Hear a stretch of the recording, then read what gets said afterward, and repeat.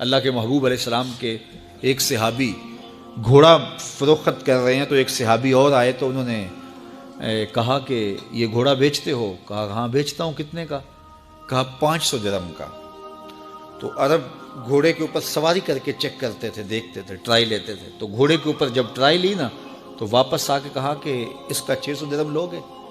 اس نے کہا میں تو 500 میں بیچنے آیا ہوں، تو تم 600 دیتے ہو تو بسم اللہ۔ تو پھر وہ کہنے لگے اچھا 700 لوگے؟ انہوں نے کہا کہ مجھے اور کیا چاہیے؟ تو کہا نہیں یہ گھوڑا تمہارا تو 800 کا ہے۔ وہ کہنے لگے ہاں میرا گھوڑا 800 کا ہے۔ تو کہا پھر 500 کا کیوں بیچ رہے ہو؟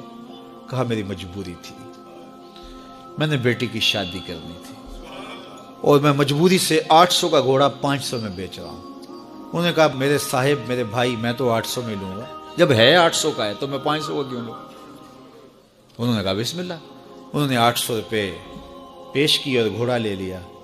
تو کہا کہ میری تو مجبوری تھی کہ میں نے بیٹی کی شادی کرنی تھی اور میں اس لیے گھوڑا 300 سستا بیچ رہا تھا، اور تم نے 800 کا لیا جب تمہیں 500 کا مل رہا تھا۔ کہا میری بھی مجبوری تھی۔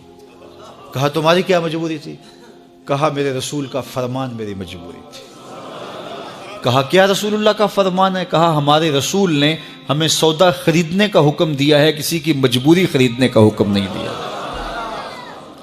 آج تو کہتے ہیں جناب یہ 5 کروڑ کی پراپرٹی ہے، وہ تو مجبور ہے بیچارہ اس لیے 3 کروڑ کی بیچ رہا ہے۔ ہم کہتے ہیں بس ہاتھوں ہاتھ اٹھا لیں۔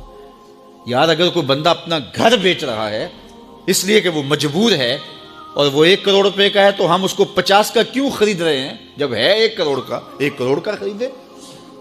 اور جو ساری زندگی لوگوں کی مجبوریاں خریدتے ہیں، فلاں پراپرٹی فلاں کی مجبوری سے خریدی، فلاں پراپرٹی فلاں کی مجبوری سے خریدی، کچھ لوگ اس طاق میں رہتے ہیں کوئی مجبور ہو تو اس سے خریدیں۔ اللہ اکبر، پھر ایک وقت آتا ہے کہ یہ مجبور ہوتا ہے اور اس کی پراپرٹی کوڑیوں کے بل بک رہی ہوتی ہے۔ ہم نے اپنی آنکھوں سے ایسے مناظر دیکھے ہیں۔ تو کسی کی مجبوری نہ خریدیں، سودا خریدیں۔ طاق میں نہ رہیں کہ کوئی مجبور ہو تو سستا بیچے۔ جو اس کی قیمت ہے اس کی قیمت سے لیں، پھر دیکھنا کہ عرش کا رب اس کے اندر برکت کی